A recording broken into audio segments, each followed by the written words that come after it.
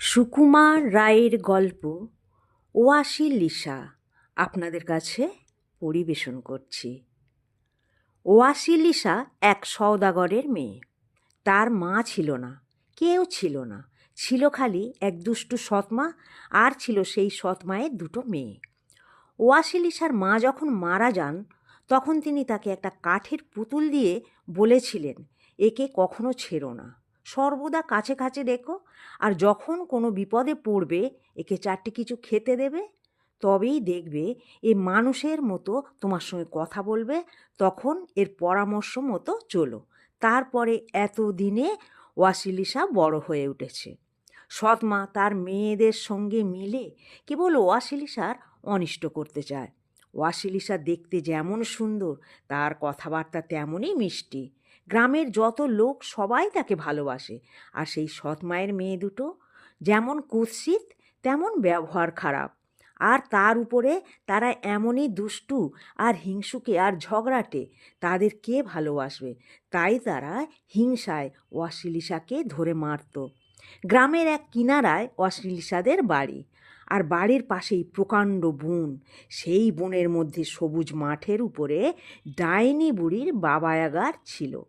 সেই বুড়ি মানুষ খায়, সুন্দর মেয়েদের ধরতে পেলে তো খুব উৎসাহ করেই খায়। একদিন রাত্রে দুষ্টু সৎমা তার মেয়েদের বলল, এক কাজ কর, ঘরের আগুনটা নিভিয়ে দে তো, তাহলেই ওয়াসিলিসাকে আবার আগুন আনবার জন্য সেই সবুজ মাঠে বাবায়াগার বাড়িতে পাঠানো যাবে, আর বাবায়াগা তাকে ধরে গিলে ফেলবে। কেমন মজা!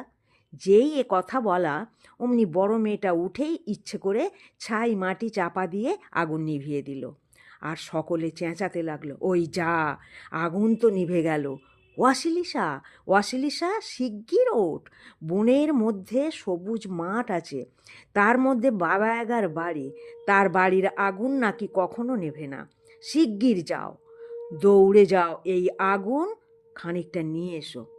এই না বলে তারা ওয়াসিলিসার চুল ধরে হিড়ির করে টেনে তাকে বাড়ির বাইরে তাড়িয়ে দিল, ঘরের খিল হেঁটে দিল। ওয়াসিলিসা বাইরে বসে কাঁদছে। এমন সময় তার সেই ছোট্ট পুতুলের কথা মনে হলো। তখন সে তাড়াতাড়ি তার কাপড়ের মধ্যে থেকে পুতুলটাকে বের করে তার মুখে একটু খাবার দিয়ে বলতে লাগলো, কাঠের পুতুল, খাবার খাও, আবার তুমি জ্যান্ত হও, আমার সঙ্গে কথা কও। অমনি কাঠের পুতুলের চোখ দুটো জলজল করে উঠল, ঠোঁট দুটো নড়ে উঠল। তারপর সে বলতে লাগলো, কাঠের পুতুল সঙ্গে রয়, ওয়াসিলিসার কিসের ভয়? তুমি ভয় পেও না, বাবায়াগার বাড়ি সোজা চলে যাও। ওয়াসিলিসা চলতে লাগলো। রাত গেল, সকাল গেল, দুপুর গেল, তখন দেখা গেল সবুজ মাঠ, তার ঠিক মাঝখানে ভাঙাচোরা সাদা বাড়ি, তার গায়ে সারি সারি মরার খুলি, তার দরজা জানলা ফটক কবাট আস্ত আস্ত হাড়ের তৈরি। হুড়কো কবজা কাঁটা পেরেক কোথাও কিছু নেই, কিছু দিয়ে বাঁধা নেই, জোড়া নেই, অথচ বাড়িখানা চারটে পাখির ঠ্যাঙের উপর দিয়ে দাঁড়িয়ে আছে। ওয়াসিলিসা অবাক হয়ে দেখছে। এমন সময় হঠাৎ একটা সাদা লোক ঝকঝকে পোশাক পরে সাদা ঘোড়ায় চড়ে সাঁই সাঁই করে কোথা থেকে ছুটে এলো, এসে সোজা বাড়ির ফটকের উপর ছুটে পড়ল আর ধাঁ করে বাড়ির সঙ্গে মিশে গেল। ওয়াসিলিসা চেয়ে দেখল, তখন বিকেল হয়ে এসেছে, রোদ পড়ে আসছে। তারপর একজন লোক এলো, রাঙা সূর্যের মতো লাল তার রং, তার পোশাক, তার ঘোড়া সবই লাল। সেও তেমনি ছুটে গিয়ে বাড়ির মধ্যে মিশে গেল। ওয়াসিলিসা দেখল সন্ধে হয়েছে, চারদিক অন্ধকার হয়ে আসছে। তারপর একজন এলো, অন্ধকারের মতো কালো, কালো পোশাক, কালো ঘোড়া।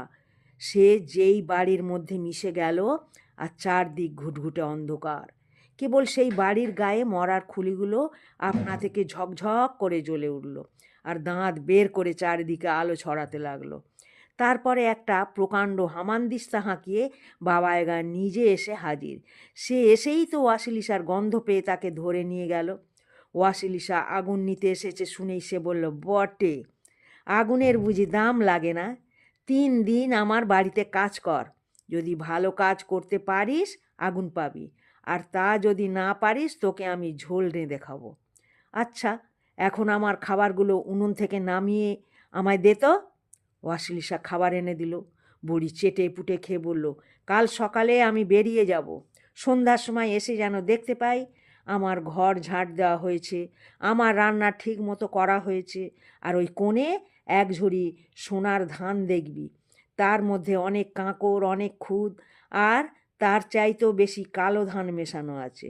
সমস্ত ঝেড়ে বেছে রাখিস, খবরদার কিছু ভুল হয় না যেন। ওয়াসিলি সাহেব বসে বসে কাঁদতে লাগলো। তখন তার কাঠের পুতুলের কথা মনে হলো। সে পুতুলের মুখে একটু খাবার দিয়ে বলতে লাগলো, কাঠের পুতুল, খাবার খাও, আবার তুমি জ্যান্ত হও, আমার সঙ্গে কথা কও। কাঠের পুতুলের চোখ দুটো জ্বলে উঠল, ঠোঁট দুটো নড়ে উঠল। সে বলতে লাগলো, কাঠের পুতুল সঙ্গে রয়, ওয়াসিলিসের কিসের ভয়? তুমি নিশ্চিন্তে ঘুমাও গিয়ে। ওয়াসিলিসা ঘুমাতে গেল। সন্ধ্যাবেলায় বাবা এগা তার হামানদিস্তায় চড়ে বেরিয়ে গেল। আর কি আশ্চর্য, ঘর দৌড় সব আপনা থেকে ঝাঁট হয়ে গেল। খাবারগুলো উনুনে চড়ে আপনা থেকে সিদ্ধ হতে লাগলো। ওয়াসিলিসা অবাক হয়ে সেই ধানগুলো দেখতে গিয়ে দেখে তার কাঠের পুতুল সমস্ত ধান বেচে সোনার ধান, কালো ধান, কাঁকড় আর খুদ সব আলাদা করে ফেলেছে। বিকেলবেলা সাদা লোকটা ফিরে এলো, সন্ধ্যার সময় লাল লোকটা ফিরে এলো, আর ঘুটঘুটে অন্ধকার রাত্রে কালো লোকটা ফিরে এলো। তারপর ঝমঝম খটখটাং করে হামানদিস্তা হাঁকিয়ে বাবা এগা ঘরে এলো। এসে হামানদিস্তার ঝাঁটটা দিয়ে ঘরের সব জায়গা ধাঁই ধাঁই করে মেরে দেখতে লাগলো কোনখানে থেকে ধুলো পড়ে কিনা। তারপর যখন সে দেখলো ঝাঁট দেওয়া ঠিক হয়েছে, খাবারও রান্না হয়েছে, ধানও বাছা হয়েছে, তখন সে রেগে চিৎকার করে বলতে লাগলো, হতভাগী মেয়ে, কে তোকে বাঁচিয়েছে, শিগগির আমায় বল। ওয়াসিলি সাহেব ভয়ে কাঁপতে কাঁপতে বলল, আমার মা মারা যাবার সময় আমায় যা আশীর্বাদ করেছিলেন তাতেই আমি বেঁচেছি। এই না শুনে ডাইনি বুড়ি ভয়ে চিৎকার করে বলতে লাগলো, ওরে বাবা রে, কার আশীর্বাদ নিয়ে আমার বাড়ি এসেছে রে, আমার সর্বনাশ করবে রে। এই নে তোর আগুন নে, আমার বাড়ি থেকে শিগগির বেরো। এই বলে সে ওয়াসিলিসাকে বাড়ি থেকে তাড়িয়ে দিল, আর একটি মরার খুলি তাকে ছুঁড়ে দিল। ওয়াসিলিসা একটা লাঠির আগায় খুলিটাকে চড়িয়ে বাড়ি নিয়ে গেল। কিন্তু বাড়িতে নিলে কি হবে? তার যে সেই সৎ মা আর তার দুটো দুষ্টু মেয়ে, তাদের তো কেউ কোনো দিন আশীর্বাদ করেনি। তারা মহা খুশি হয়ে যেই আগুনটা নিতে গিয়েছে, অমনি তাদের গায়ে আগুন ধরে গিয়ে তারা তো মরলই, বাড়ি ঘর সব পুড়ে ছাই হয়ে গেল। ওয়াসিলিসা আবার বসে কাঁদতে লাগলো। তখন তার কাঠের পুতুলের কথা মনে হলো। পুতুলের মুখে খাবার দিয়ে বলল, কাঠের পুতুল, খাবার খাও, আবার তুমি জ্যান্ত হও, আমার সঙ্গে কথা কও। কাঠের পুতুল জেগে উঠে বলল, কাঠের পুতুল সঙ্গে রয়, ওয়াসিলিসার কিসের ভয়? তুমি রাজার কাছে যাও, তিনি তোমায় সুখী করবেন। ওয়াসিলিসা তখন রাজার বাড়ি চলল। এমন সুন্দর মেয়ে, এমন মিষ্টি কথা বলে, কেউ তাকে বারণ না করল, কেউ বাধা না দিল। ওয়াসিলিসা একেবারে রাজসভার রাজার সামনে গিয়ে উপস্থিত। রাজা এমন চমৎকার মেয়ে কখনো কোথাও দেখেননি। তিনি তার কথা শুনবেন কি? তাড়াতাড়ি সিংহাসন থেকে উঠে পড়লেন, বললেন, আহা, কি সুন্দর মেয়েটি গো! তুমি কার মেয়ে?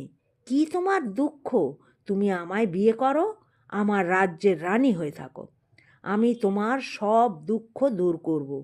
এমনি করেও ওয়াসিলিসা রানী হলেন, আর সেই কাঠের পুতুল সোনার খাটে মখমলের গদিতে রেশমের চাঁদের উপর ঝকঝকে পোশাক পরে শুয়ে থাকতো।